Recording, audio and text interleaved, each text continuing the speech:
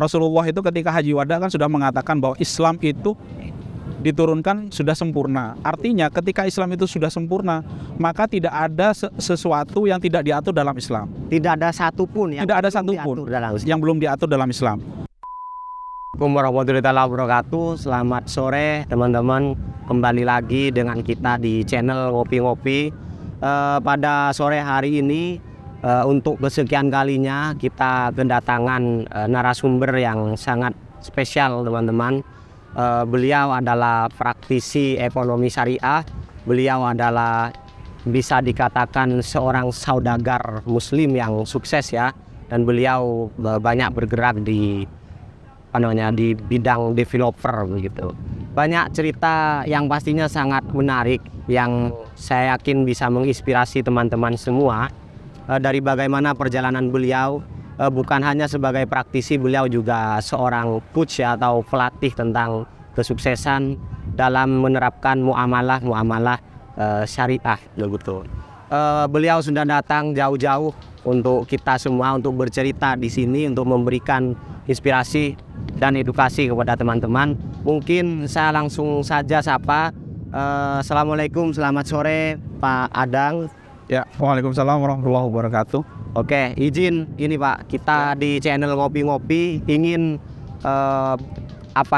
mengulik begitu Pak ya tentang perjalanan sampean sampai detik ini, tentang bagaimana sampean bisa menjadi saudagar muslim yang sukses, terus dalam penerapannya juga dengan muamalah syariat yang baik begitu. Namun sebelum itu bolehlah kita untuk mengenal sampean terlebih dahulu begitu Pak Adang. Iya, terima kasih sebelumnya. Bismillahirrahmanirrahim. Assalamualaikum warahmatullahi wabarakatuh. Waalaikumsalam warahmatullahi wabarakatuh. Jadi tepatnya sekitar 50 tahun yang lalu saya dilahirkan di Pamekasan. Siap. Menempuh pendidikan sekolah dasar hingga SMA di Pamekasan dan melanjutkan ya di Pamekasan semua betul, dan melanjutkan kuliah di Surabaya hingga akhirnya kemudian bertemu dengan jodoh juga di Surabaya. Dan alhamdulillah sekarang sudah dikaruniai dengan 10 orang anak, dan saat ini saya menekuni bisnis developer properti syariah seperti itu. Oke, kalau sampean berarti asli orang Pamekasan, Pak? Asli Pamekasan, betul. Kalau dari lihat, kalau kita masuk ke gerbang Pamekasan tuh teman-teman kan ada gerbang salam begitu. Ya. Berarti kemungkinan sampean mondok waktu kecil. Nah, mungkin salah satu yang membedakan saya dengan orang Madura kebanyakan, saya mungkin satu-satunya orang Madura yang belum pernah menikmati pendidikan pondok sebelumnya. Jadi sekolah saya itu umum saja, tapi alhamdulillah ketika kuliah itu berkenalan atau bersentuhan dengan banyak teman-teman yang mungkin alumni pesantren, terus kiai-kiai yang punya pesantren, sehingga akhirnya kemudian belajar Islamnya itu ketika sudah mulai kuliah. Dan alhamdulillah saya juga mulai sampai sekarang pun masih menekuni belajar tentang ekonomi syariah sampai hari ini. Malah bukan sebagai bentuk sebagai bentuk menebus bahwa saya ini bukan orang Madura yang mondok gitu loh. Jadi saya mau nggak mondok waktu kecil. Ya, dan sekarang mau belajar tentang ilmu-ilmu pesantren begitu. Karena di Pamekasan itu kan sangat banyak sekali pondok-pondok besar. Betul. Dan menghasilkan banyak tokoh-tokoh nasional juga dalam hal Islam tentunya. Benar. Tapi sampean tidak mondok, sampean sudah ganti itu dengan mempelajari ketika di Surabaya, Pak. Betul. Tentang syariat muslim. Ya. Akhirnya kita berbicara tentang ininya sampean sekarang. Ya. Sampean sudah ada di titik ini, dan memang banyak sekali teman-teman yang merekomendasikan kita untuk bisa berdiskusi langsung dengan beliau berkenaan, karena ini sekarang itu mulai Pak ya, bisa dibilang terkikis gitu ya, atau kurang menjual begitu tentang hal-hal yang berkenaan dengan syariah. Mungkin itu ada kesalahan di satu persepsi tertentu yang mungkin bisa sampean luruskan. Iya. Jadi tepatnya lebih ke hal yang kalau menurut saya itu gini. Manusia itu kan memang dianugerahi oleh Allah itu berupa fitrah, dan salah satu fitrahnya itu menyukai dunia gitu. Menyukai dunia ya. Dan orang suka dunia itu manusiawi sekali, dan karena itu menjadi fitrahnya. Sehingga orang kadang-kadang sampai lupa bahwa menyukai dunia itu kan sebenarnya ada aturan yang Allah turunkan. Ada cara, ada tata caranya, ada syariat yang mengatur tentang bagaimana kita mendapatkan harta. Benar. Bukan seenaknya begitu. Betul sekali. Nah, sehingga ketika menjadi fitrah seseorang dalam menyintai harta atau mencintai dunia itu, maka banyak orang ketika mendapatkan harta itu menghalalkan segala cara. Ya benar. Seperti itu. Nah, akibat dari orang menghalalkan segala cara itulah kemudian banyak orang memperoleh hartanya itu, kata Nabi itu kan, akan sampai pada suatu zaman di mana umatku itu ketika memperoleh hartanya itu tidak memperdulikan lagi bagaimana dia memperoleh hartanya, apakah itu dengan cara yang haram atau dengan cara yang halal. Banyak orang sudah Dan itu sudah terjadi saat ini. mengabaikan itu ya Pak. Betul. Padahal itu yang paling penting. Cuma begini Pak, memang ketika kita berbicara, ini mungkin karena kesempatan berharga dengan narasumbernya langsung, bicara tentang ekonomi syariah. Sebenarnya mungkin banyak di mindset orang tuh, ngapain sih harus pakai ekonomi syariah? Wong sebenarnya sama saja begitu. Itu bener Pak enggak? Sebenarnya sama saja, artinya orang menganggap bahwa yang konvensional tuh juga ya gak ada salahnya begitu, atau gimana Mas? Iya. Jadi ketika mindset seseorang itu berpikir bahwa harta itu tidak ada hisab akhiratnya, mungkin mereka akan berpikir seperti itu. Sama saja antara yang konvensional dengan yang syariat. Kalau itu Tapi masalahnya, ya, masalahnya kan semua yang kita lakukan di dunia ini tidak lepas bahwa nanti akan dimintai pertanggungjawaban di akhirat. Pertanyaan akhirat itu kan, kalau harta itu ada dua. ya, Kalau pertanyaan umur, ditanya hanya untuk apa umurmu. Ilmu juga begitu, untuk apa ilmumu. digunakan. Sementara pertanyaan harta, bukan yang ditanya itu bukan hanya untuk apanya, tapi dari mananya juga ditanya. Jadi Bahan. dari mana diperoleh dan kemana dia dibelanjakan. Itu pertanyaan akhirat terkait dengan harta. Dan seseorang tidak akan beranjak dari hisab Allah, dia berhadapan dengan Allah kelak di padang mahsyar itu ketika belum bisa menjawab itu. Makanya ada kisah kan bagaimana Sayyidina Ali dengan Abu Dar Al-Ghifari itu ketika dikasih uang, dikasih 1 dinar oleh Rasulullah itu, kemudian selang beberapa hari kemudian Rasulullah memanggil keduanya lagi gitu. Kemudian ditanyalah Ali, wahai Ali, ketika waktu itu dipanggil dulu dua orang ini, Abu Dar dipanggil, Ali wahai Ali dan Abu Dar, ini aku kasih kalian masing-masing 2 dinar. 2 dinar itu kalau sekarang mungkin sekitar 5 jutaan begitu kan. 5 jutaan. Nah, kemudian Ali ketika setelah itu mereka berdua pulang. Nah, dalam perjalanan pulang itu Ali kemudian di tengah perjalanan kemudian Ali bertemu dengan seorang pengemis. Wahai Ali, aku dari pagi belum makan, berilah aku sedekah. Kemudian Ali memberikan uang 2 dinarnya itu kepada fakir, orang miskin tadi. 2 dinarnya. Iya. 5 juta itu dikasih. Iya, langsung dibagikan begitu kan. Nah, setelah itu Abu Dar, karena di perjalanan dia tidak bertemu siapa-siapa, uang 2 dinar itu dia dibawa ke pasar, kemudian dia mungkin kalau bahasa sekarang dia kulaan, terus kemudian dia menjual barang kulaannya terus sampai kemudian uang itu berputar sehingga uangnya Abu Dar menjadi berkembang sampai suatu ketika Rasulullah memanggil keduanya lagi. Tapi pada pertemuan kedua itu Rasulullah memanggil keduanya itu di mana? Di padang mahsyar. Bukan di padang mahsyar, di padang pasir maksudnya. Nah, di tengah gurun pasir kemudian keduanya ditanya. Lepaslah kedua terompah kalian. Kemudian keduanya melepas terompahnya, kemudian mereka ditanya oleh Rasul, wahai Ali, ingatkah engkau beberapa minggu yang lalu, beberapa bulan yang lalu aku kasih uang 2 dinar? Ya Rasulullah. Kok apakan uang itu? Ketika aku pulang dari rumahmu ya Rasulullah, aku kasihkan uang itu kepada fakir miskin. Selesai hisabnya, kemudian selesai, wahai Ali, pakailah terompahmu. Selesai, setelah itu Ali pulang. Nah, giliran Abu Dar ditanya, wahai Abu Dar, kau kemana kan uang 2 dinarmu waktu itu? Ceritalah Abu Dar pada waktu itu, uang itu aku gunakan untuk beli ini, beli itu, kemudian aku jual lagi, kemudian aku untung, kemudian aku pulang lagi. Sambil bercerita itu, si Abu Dar ini kemudian ngoncandreng betul acak-acak karena tanah panas kan. Jadi posisi padang pasir pada waktu itu panas sekali dan dia tidak pakai terompah. Nah, itulah gambaran hisab akhirat ketika terkait dengan harta, bahwa kalian akan dihisab di hadapan Allah di mana matahari hanya sejengkal di atas kepalamu. Betapa lamanya itu.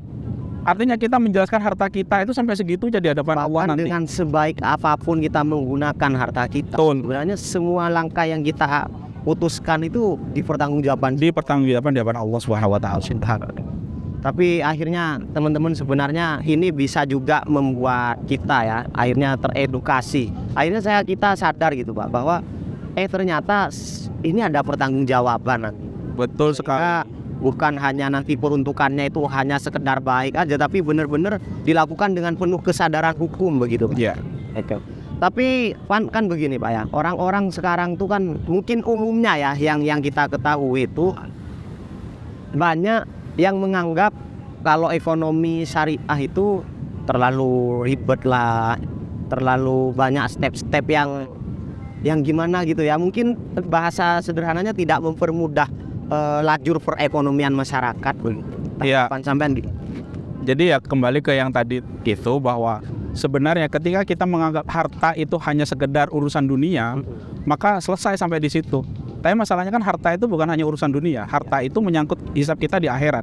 Dan seperti tadi, hisab harta itu ada dua. Dari mananya ditanya, ke mananya dibelanjakan juga ditanya.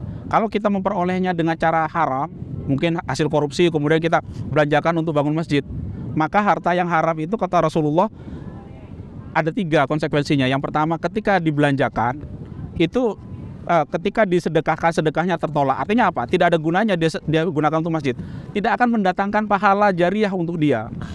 Nah, yang kedua, ketika diperniagakan, maka perniagaannya itu tidak akan diberkahi. Jadi berapapun yang dia dapat itu tidak ada berkah dalam buat perniagaan awal sudah Pak ya. Betul. Nah, ketika dia ditinggalkan menjadi harta waris, maka dia menjadi bahan bakar dia nanti di neraka. Itu harta yang haram. Maka kemudian ketika kita mempersoalkan kenapa harus syariah, kenapa harus syariah yang ribet dan seterusnya, ya karena memang dengan konsekuensi syariah itulah menyelamatkan kita bukan hanya di dunia tapi juga di akhirat. Tapi sampean setuju nggak Pak, misalkan kan sampean seorang praktisi nih, Ya. sampean yang seorang pemikir juga praktisi dalam ekonomi syariah, setuju nggak dengan istilah mengekang gitu perekonomian masyarakat misalkan? Sebenarnya kalimat mengekang Atau itu kan harus sebenarnya ada perspektif lain. ya, mengekang itu kan bisa dibedah lagi. Mengekang dalam hal apa? Misalnya kalau kita contohkan ke bank syariah begitu kan. Memang secara prosedur dalam kita mengajukan permodalan di bank syariah itu mungkin hampir sama secara persyaratan dan seterusnya. Cuma kalau dibilang nisbah atau manfaat yang diambil oleh bank syariah itu lebih besar, iya, saya katakan iya. Jadi misalnya kalau bahasa konvensionalnya bunganya lebih tinggi di bank syariah, itu jawabannya pasti iya. Kenapa?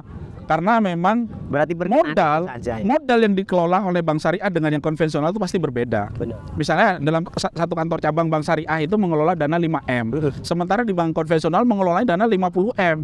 Sementara dia harus menghidupi karyawan, biaya operasional kantornya dan lain-lainnya yang sama dengan biaya yang sama. Otomatis kan beban yang sama ini, sementara ini harus dikelola dengan uang 5 miliar, yang satunya 50 miliar. Ya jelas pasti lebih mahal yang 5 miliar dong.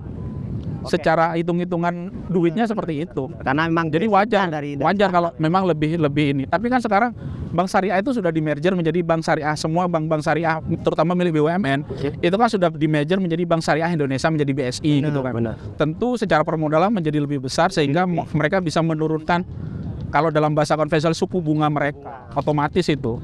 Oke, boleh diminum dulu Pak. Oh, terima kasih. Kopinya sama airnya ini kita disupport sama Beriklana ini ya. Alhamdulillah.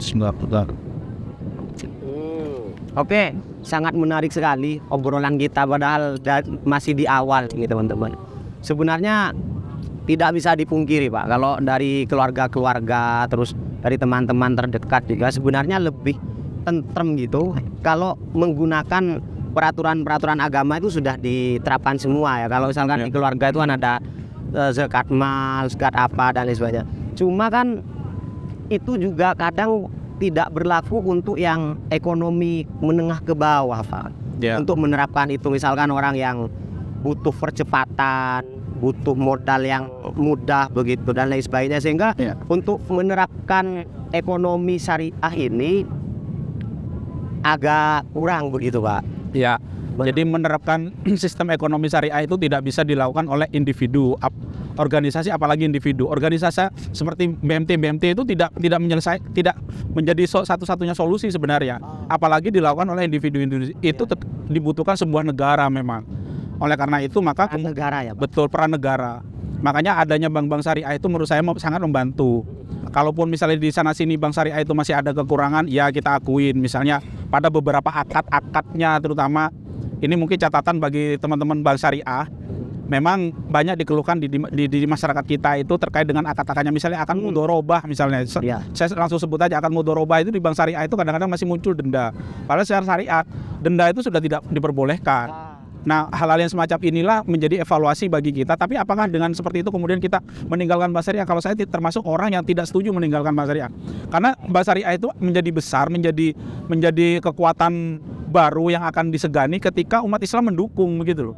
Kalau gara-gara hanya akadnya yang belum sepenuhnya syariat, ya harusnya kita tetap mendukung dan mengkoreksi bank syariah untuk mereka memperbaiki itu begitu loh. Tapi ini bukan upaya apa namanya nih Pak ya, pengalihan kekuasaan begitu Pak ya, karena saya melihat ada beberapa YouTuber yang ini notabene adalah seorang ustadz ataupun pemuka agama yang mengatakan sebenarnya itu cuma soal falsafah segmentasi aja, gak ada bedanya gitu. Jadi seakan-akan sekarang nih orang-orang Islam ini, orang-orang dengan ekonomi berlatar ekonomi syariah ini ingin mengambil bagian dari ekonomi konvensional yang sudah sebegitu majunya, yang sebenarnya pada basicnya itu sama aja kayak gitu, atau gimana tuh? Jadi begini, memang harus kita akui umat Islam di Indonesia itu kan jumlahnya sangat besar. Sangat besar. Bahkan dunia pun mengakui besarnya potensi umat Islam di Indonesia itu sangat besar, dan orang luar pun mengakui itu, dan itu menjadi market yang sangat besar begitu. Ya benar. Bayangkan kalau kemudian market yang besar ini kemudian dibiarkan begitu saja, tidak ada yang mengambil peluang itu, tentu menjadi sesuatu yang eman kalau bahasa kita gitu.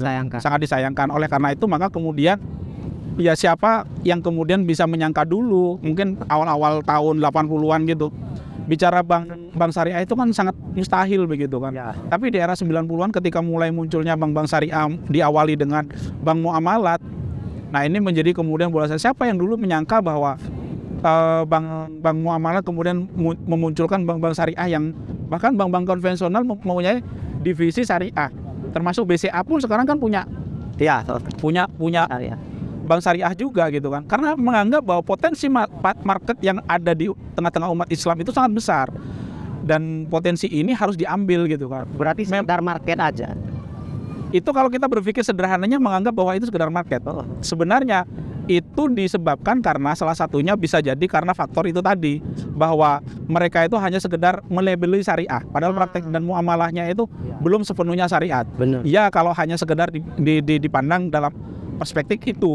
Tapi kalau kita menganggapnya pada perspektif yang berbeda, misalnya menganggap bahwa kita bermuamalah itu tidak semata-mata karena hitung-hitungan ekonomis tadi, tidak semata-mata karena adanya kebutuhan-kebutuhan yang sesaat tadi, tapi menganggap bahwa harta yang kita peroleh itu juga nanti akan dipertanyakan di hadapan Allah, maka itu berbeda. Kalau saya akhirnya melihat dari ininya sampean tuh, sebenarnya syariah itu jauh dari kata mengekang begitu ya, mungkin cuma tentang suku bunga yang lebih besar, ataupun mungkin karena kesadaran orang, pemahaman orang tentang syariah ini yang juga kurang tinggi sekarang itu. Sehingga sampean berupaya untuk memberikan edukasi seperti itu. Kalau sampean sederhanakan sebenarnya Pak, apa sih perbedaan sistem ekonomi syariah dan non syariah atau konvensional begitu Pak? Jadi sebenarnya begini, Rasulullah itu ketika haji wada kan sudah mengatakan bahwa Islam itu diturunkan sudah sempurna. Artinya ketika Islam itu sudah sempurna, maka tidak ada sesuatu yang tidak diatur dalam Islam. Tidak ada satupun yang belum diatur dalam Islam. Dalam hal pendidikan, dalam hal ekonomi yang kita bicarakan sekarang itu sudah diatur semuanya. Masalahnya kita itu mau mengkaji itu dalam Islam atau tidak. Bahkan kalau kita kembali ke pondok-pondok pesantren, di pondok-pondok pesantren banyak kitab yang menjelaskan tentang muamalah yang sesuai dengan, ada bab khusus yang menceritakan bab muamalah di banyak kitab-kitab itu. Dari fikih dasar sudah ada, dan itu pembahasannya sangat panjang dan kitabnya tebel-tebel. Benar. Tidak banyak orang pondok yang sampai di kitab itu kemudian sudah lulus duluan, kebanyakan kan sudah lulus duluan. Kadang juga itu kurikulum kita di pondok itu yang buat akhirnya kita kurang pemahaman yang ini tentang syariah gitu Pak, tentang perekonomian syariah. Betul sekali. Bahkan ini mungkin agak miris ya. Beberapa kiai kita di pesantren, saya tidak perlu sebutkan pesantrennya, tidak segan-segan kemudian menggadaikan sertifikat tanahnya, tanah pondok atau tanah wakaf atau tanah apa itu di bank hanya untuk sekedar membangun masjid. Aduh, Bayangkan kalau bangun masjidnya pakai uang riba, kemudian macet, terus tiba-tiba ada masjid yang dipolis lain gara-gara tidak bisa mengangsur ke ini, kan sangat memalukan menurut saya begitu. ya itu kan satu Itu hal berbahaya sekali. Satu hal selain sebelum ini tentang pemahaman yang menjadikan orang itu masih enggan gitu Pak. Sebenarnya ketika ini karena kita mayoritas muslim ya. Sebenarnya kita dibungkus syariah, orang tuh sebenarnya mau banget.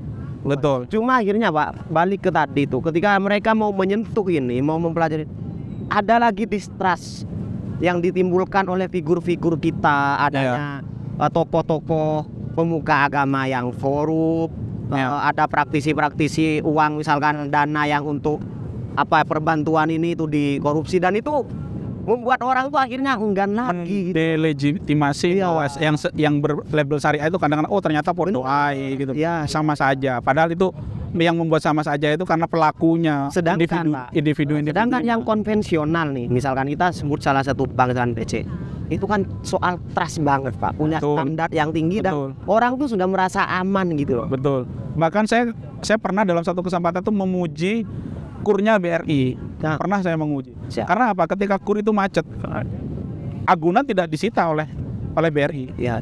Harusnya bank syariah itu bisa melakukan hal yang sama gitu loh. Ya. Harusnya seperti itu. Karena mereka melakukan renegosiasi, artinya melakukan akad ulang begitu. Dan dalam Islam itu dianjurkan seperti itu. Kalau kita sudah tidak mampu, buat akad baru aja gitu loh. Apakah perlu perpanjangan waktunya atau dimaafkan loh, seperti apa? Seperti itu. Nah, itu kan harapan sampean tentang yang di atas yang punya otoritas Pak. Ya. Kembali lagi ke soal perbedaan antara syariah dengan konvensional. Sebenarnya kalau bicara tentang perbedaan dan kesamaan antara konvensional dengan ekonomi syariah itu memang sangat mendasar ya. Jadi kalau dalam ekonomi syariah itu semata-mata itu yang ingin diraih itu bukan hanya sekedar untung dan rugi, tapi apakah yang kita lakukan dalam bermuamalah ini berkonsekuensi surga dan neraka. Pertimbangannya keseluruhan aktivitas. Betul. Jadi tidak hanya semata-mata untung dan rugi. Kalau di konvensional kan ketika saya melakukan ini untung atau tidak, untung atau rugi begitu. Pertimbangannya memang ya untung sama rugi itu tadi. Orientasinya pada materi saja. Tapi kalau dalam bisnis syariah itu, dalam ekonomi syariah itu, yang saya lakukan ini nanti konsekuensinya di akhirat itu mengantarkan saya kepada surga atau ke neraka. Ya. Itu yang paling mendasar. Untuk menjadi seorang muslim yang kafah begitu, yang sempurna begitu Pak, bukan hanya sekedar dari ibadah gini aja, tapi juga dalam aktivitas perekonomiannya juga. Betul. Artinya kalau syariah itu teman-teman, menurut Pak Adang itu tidak hanya nanti peruntukan ininya, tapi kita dapat dari mana tuh uang? Apakah dapat dari mencuri gitu Pak ya, yang bisa membatalkan semua aktivitas keuangan kita ke depannya begitu Pak ya, meskipun untuk ibadah. Kalau misalkan tentang ini Pak, tanggapan sampean, kan ini tentunya orang ekonomi ini kan butuh tuh keuntungan. Tapi kata sampean tuh syariah tidak hanya itu, tapi lebih basic dari itu, dari mana Bu? Ya. Kalau misalkan yang sekarang sering terjadi kayak pinjaman online gitu, itu menurut sampean tuh dalam konteks syariah itu gimana tuh? Di tengah-tengah masyarakat kita itu saat ini memang kan sangat menjadi fenomena ketika kita dihadapkan pada kebutuhan modal yang dibutuhkan dalam waktu singkat, sehingga mereka dengan iming-iming mudah hanya dengan sekedar modal KTP saja, dengan foto kita, tidak ada jaminan, kemudian uang ditransfer ke rekening kita, itu kan sangat menggiurkan. Secara birokrasi itu memudahkan dan seolah-olah itu menjadi solusi begitu kan. Betul. Yang sering mereka lupa bahwa ketika mereka itu gagal bayar, kemudian foto mereka diekspos, identitas mereka itu disebar kemana-mana, terus tagihan itu kayak orang dikejar-kejar maling begitu. Bahkan kata-kata teman kita akan dikasih tahu lah, kita akan dikasih tahu ini. Nah, itu yang tidak pernah diekspos oleh istilahnya lembaga-lembaga pinjaman online tadi. Tapi akadnya benar nggak menurut syariah pinjaman online? Ada orang menawarkan pinjaman ya dengan cuma itu identitas itu. Ya, kalau mau membedah terkait dengan akad-akad, nanti ada sesinya sendiri. Akad pinjam itu tidak boleh ada bunga harusnya. Jadi kod itu murni pinjam. Jadi kalau saya pinjam antum 100 juta, saya hanya mengembalikan kepada antum 100 juta. Ketika saya menambah dengan kesadaran sendiri pun itu tidak diperbolehkan. Kecuali ada kecualinya. Antara saya dengan antum itu sudah saling dan terbiasa saling memberikan hadiah.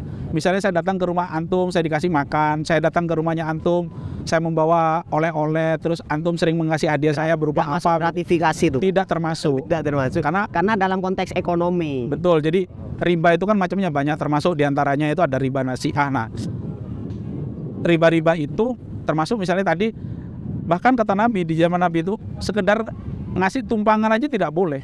Misalnya saya pernah pinjam ke antum uang 1 juta misalnya. Suatu ketika saya kembalikan ke rumahnya, datang ke rumahnya antum pakai diantar teman atau diantar keluarga saya. Terus kemudian saya mengembalikan uang antum datang ke rumah untuk mengambil uangnya begitu. Kemudian pulangnya karena antum udah bawa motor, saya anterin antum ke rumahnya sekedar ngasih tumpangan saja, itu tidak boleh. Seketat itu, Pak. Betul, itu ada hadisnya. Sekedar ngasih tumpangan aja tidak boleh. Jadi sebenarnya Islam itu sangat menjaga, sangat memurnikan muamalah kita itu agar tidak terpleset sedikit pun pada hal-hal yang subhat. Bahkan subhat aja tidak boleh. Berarti ya, betul. Makanya hal-hal seperti ini kadang-kadang bahkan di pesantren mungkin belum ya. Ada sebenarnya kitabnya, tapi mungkin tidak semuanya kemudian mengkaji hal-hal. Oke, bagaimana kalau kita sekarang membahas, teman-teman, karena ini sangat dalam udah bahasan kita, sesuatu yang mungkin sangat identik ya dengan ekonomi syariah, yaitu yang ditawarkan itu adalah non riba, begitu Pak. Sama-sama di bank konvensional ada bunga, di bank syariah juga ada bunga, terus juga tadi di pinjaman online ada bunga. Tapi yang ditawarkan syariah ini tidak riba, Pak. Mungkin boleh sampean kasih pemahaman sederhana tentang di mana tuh ribanya dalam aktivitas kita melaksanakan ekonomi itu, Pak. Jadi riba itu dalam makna bahasa lugah itu maknanya adalah ziyadah. Ziyadah itu bertambah. Nah, bertambah itu kalau di konvensional biasanya disebut administrasi bisa, disebut bunga bisa, disebut penalti bisa, atau disebut mungkin ada denda masuk nggak, Pak? Termasuk denda diantaranya. Bahkan kalau sudah macet itu nanti ada sita juga begitu kan. Nah, tambahan-tambahan seperti ini itu semua terkategori sebagai riba. Nah, yang diperbolehkan itu seperti apa? Nah, yang diperbolehkan itu begini, misalnya kita datang ke bank syariah, kemudian kita minta kepada bank syariah, bisa enggak kita dibiayai untuk misalnya modal usaha saya dengan akad mudorobah atau akad bagi hasil, mudorobah bagi hasil, atau misalnya kita musyarakah atau yang lain-lain lah misalnya.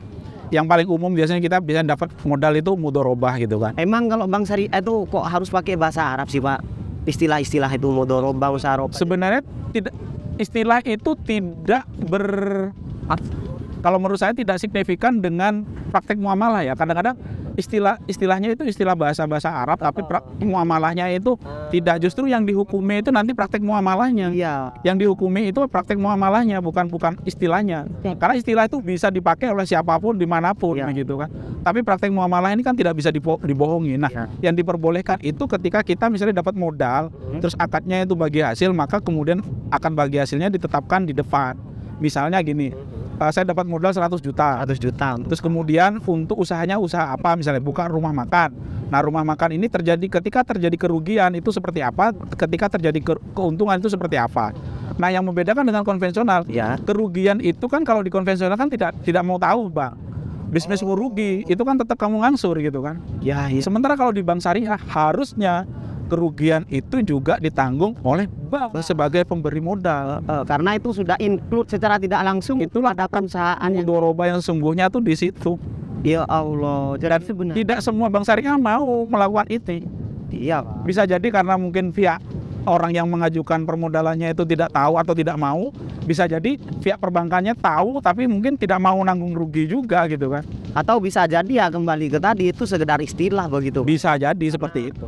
Iya, banyak orang-orang sebenarnya nggak paham, teman-teman. Artinya ketika terjadian akad mudorobah, ketika dia disepakati akad mudorobah itu, maka hal-hal yang menyangkut dengan menjadi kaidah atau menjadi syarat dan rukunnya akad mudorobah itu harus terpenuhi semua. Pak, berarti kalau bank syariah mudorobah yang seperti sampean menjelaskan tuh mirip-mirip kayak investasi dong, Pak. Betul, jadi bank itu berinvestasi di bisnis tertentu, kemudian jika rugi dia juga menanggung rugi, tapi kalau untung besar pun dia juga harus dapat besar. Gitu. Berarti bunganya itu fluktuatif bergantung ke bagaimana penghasilan dari bisnis itu. Subhanallah.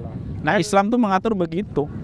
Saya baru tahu itu, Pak, karena Karena banyak teman-teman kita di yang BSI itu, saya melihat tuh nggak ada bedanya gitu tentang ada bunga, tentang ini. Jadi saya nggak ngerti kalau sistemnya ternyata bank syariah itu berinvestasi ke usaha-usaha saya. Ada klasifikasi nggak Pak di bank syariah itu tentang misalkan sampean mau mengajukan pinjaman, ada nggak diklasifikasikan usaha apa nih? Misalkan usahanya yang tidak baik atau kategori baik itu ada nggak? Ya, jadi di bank syariah itu, jadi saya jadi promo bank syariah ini, BSI secara keseluruhan. Ya semua bank bagus. Ya bank syariah secara keseluruhan itu memang mewajibkan investasi yang dilakukan oleh mereka hanya pada sektor-sektor yang memang secara syariat itu diperbolehkan. Secara syariat itu diperbolehkan. Contohnya apa? Misalnya di bisnis kayak industri atau misalnya di properti. Untuk bisnis yang secara syariat masih sudah tidak boleh. Misalnya peternakan babi itu pasti tidak boleh di bank syariah. Uang yang dikelola oleh bank syariah kemudian diinvestasikan di bisnis kayak peternakan babi atau mungkin di bisnis perjudian, pabrik miras itu pasti tidak boleh. Kategori itu memang sudah ditentukan oleh aturan-aturan. Dan itu diterapkan ini Pak di bank syariah. Di bank syariah pada umumnya saya tahu seperti itu sudah diterapkan. Ya Allah, ternyata kita banyak tersadarkan. Jadi memang obrolan ini itu cara bank syariah itu membersihkan harta-harta yang mungkin masih subhat sebelumnya. Bahkan mungkin kalau nggak salah ya, bisnis rokok itu dikategorikan yang masih makruh gitu kan, masih subhat. Jadi kita mengajukan pinjaman ada beberapa bank syariah. Iya, nggak masuk. Misalnya antum mau bikin pabrik rokok misalnya, terus mengajukan ke bank syariah. Beberapa bank syariah yang masih aturannya agak ketat mungkin nggak dikasih karena itu masih dianggap subhat gitu kan. Oke Pak, kalau saya berdiskusi sejauh ini sebenarnya banyak sekali insight yang buat saya lebih paham, lebih sadar tentang ekonomi syariah begini. Cuma Pak, ya karena mungkin tidak semua seperti yang disampaikan sampean ya tentang bank syariah dan lain sebagainya. Kalau untuk yang orang-orang yang masih konvensional, perekonomiannya masih konvensional, yang kalau menurut sampean tuh masih sangat rentan terhadap riba begitu Pak ya. Menurut sampean tuh ada nggak sih step-step yang akhirnya bisa membuat orang dalam klasifikasi ini tuh bisa ada solusi nggak sih orangnya? Jadi sebenarnya ketika kita sudah terlanjur percaya nih konvensional. Misalnya seperti saya, ada beberapa teman itu yang sudah terlanjur mengambil hutang di bank konvensional. Gimana solusinya? Sebenarnya ada banyak solusi karena selama ini yang ada dalam mindset kita itu ketika misalnya gini, saya tanya antum. Ketika bicara usaha, ketika saya sebut modal, yang ada dalam mindset antum itu apa? Uang kan. Padahal modal itu tidak melulu uang, saudara. Seperti itu. Keterampilan kita, skill kita, bahkan ilmu pengetahuan kita itu bisa jadi modal. Dalam sebuah bisnis, kita itu tidak melulu membangun bisnis itu dengan ini konteksnya usaha Pak ya? Usaha. Nah selama ini kita kan seringkali terjebak ketika kita itu terlilit di bank konvensional dengan hutang di bank konvensional itu kan rata-rata mereka itu adalah butuh untuk modal. Kebanyakan kan seperti itu. Iya. Padahal sebenarnya uang itu, modal itu tidak melulu uang. Kepercayaan. Antum ketemu dengan seorang pengusaha yang mungkin uangnya longgar gitu kan, agak lebih gitu. Antum dipercaya, itu bisa jadi sebuah usaha. Tapi kan basicnya tetap uangnya Pak, yang akhirnya membuatnya dipercaya. Basicnya secara uang, tapi yang kita keluarkan kan bukan kita keluar uang dalam konteks itu gitu. Yang kita keluarkan adalah kemampuan kita, ilmu kita, dan keahlian kita. Kemampuan bekerja sama juga. Keseriusan juga modal. Betul. Jadi apa dong Pak untuk teman-teman? Nah, bagi mereka yang sudah terlanjur, sebenarnya sudah nyaman nih. Ya ada beberapa.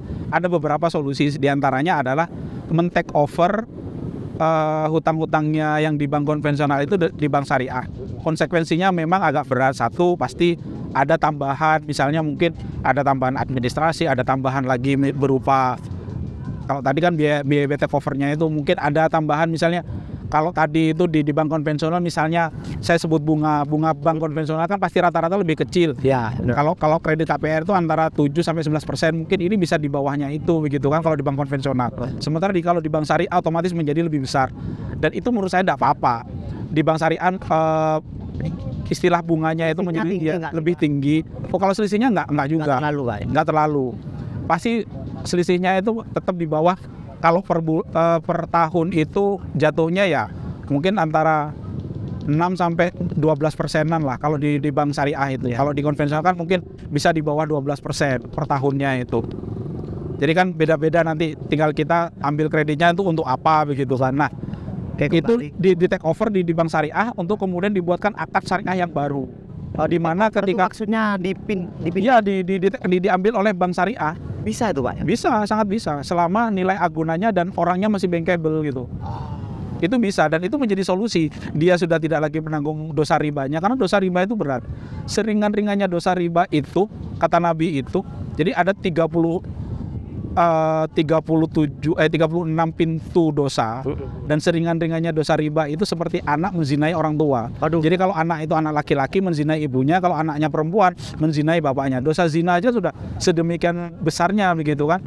Kalau zinanya zina mukson itu dirajam sampai mati.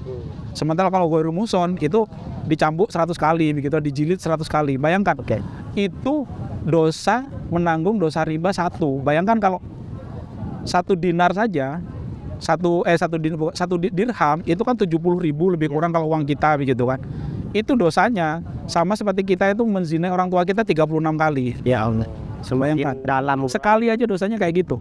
Boleh kita minum dulu Pak, rasanya ini sudah dalam banget obrolan kita nih. Jadi bayangkan ya, kalau misalnya kita itu dalam hal bermuamalah itu, kemudian kita banyak melakukan dosa yang terkait dengan bisa aja menambah ibadah kita dalam hal lain nggak ada artinya, menutupi dosa-dosa itu saja, habis hanya untuk menutupi dosa-dosa yang tadi itu. Oke Pak, mungkin ini teman-teman yang nanti mendengar podcast ini banyak yang tertarik ya untuk bisa mulai menerapkan sistem perekonomian muamalah demi untuk kehati-hatian dalam bermasyarakat. Itu yang tadi take over itu disediakan nggak Pak dari bank syariah? Karena pasti orang-orang pasti nggak tahu nih. Udah terlanjur lama bertahun-tahun, puluhan tahun di bank konvensional, mau take over kayak itu tuh ada nggak ininya Pak? Sebenarnya kalau menurut saya di bank-bank syariah itu banyak produk-produk perbankan yang menawarkan perpindahan pembiayaan yang yang akadnya itu 100% syariat ya. Nah tinggal nanti memang salah satu kekurangan bank syariah itu kurangnya edukasi. Masyarakat kita ini kadang-kadang banyak yang tidak tahu akad-akad muamalah yang sebenarnya secara syariat itu diperbolehkan dan seharusnya memang seperti itu dalam bermuamalah terkait dengan akad-akad kreditnya itu tadi.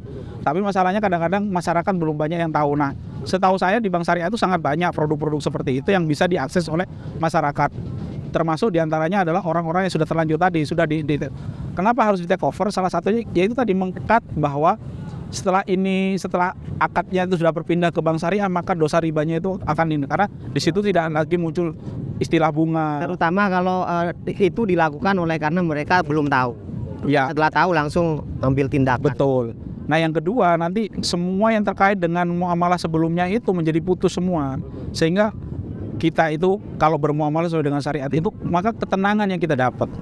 Bayangkan, kita kan sering melihat orang-orang yang sebenarnya secara finansial tuh mereka kaya raya ya, kayaknya mobilnya mungkin mobil mewah, tinggalnya rumah itu rumah yang besar-besar gitu. Tapi mereka tidak menemukan ketenangan dalam hidupnya.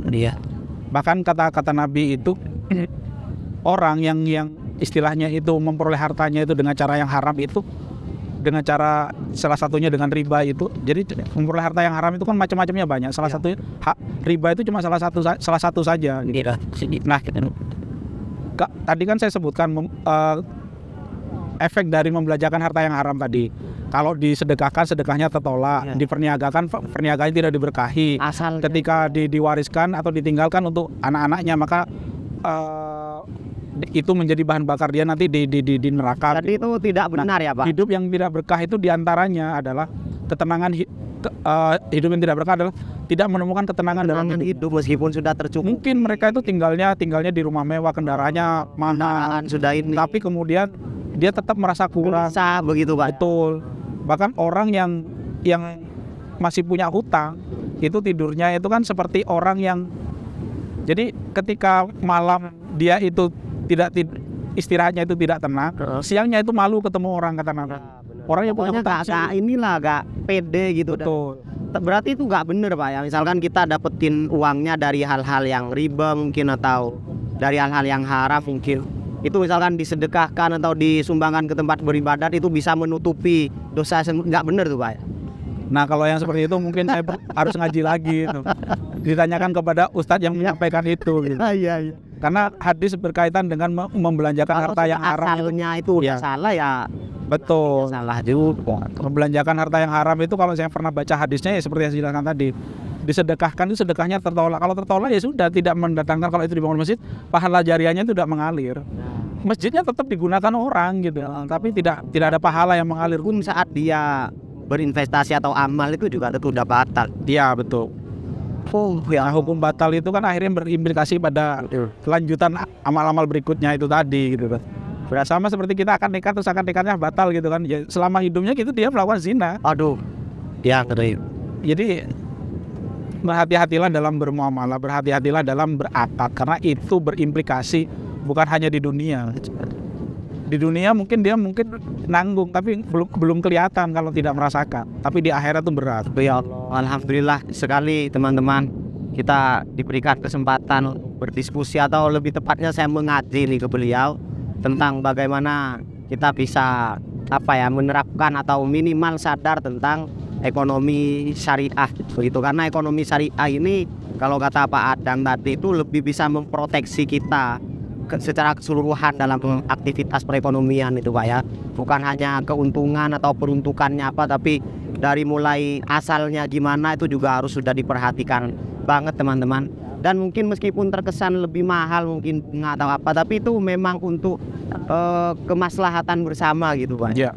Dan untuk diri kita sendiri juga seperti itu. Kita sendiri. Dan kalau sudah bicaranya itu manfaat, terus value-nya itu kadang lebih nyampe Pak. Betul. Daripada sekedar nominalnya lebih banyak, kadang value itu yang lebih Iya, betul. Pak ya. Jadi ketika kita bermuamalah sesuai dengan syariat itu, maka kemudian bukan hanya sekedar mungkin untung itu bisa jadi target kita yang terakhir.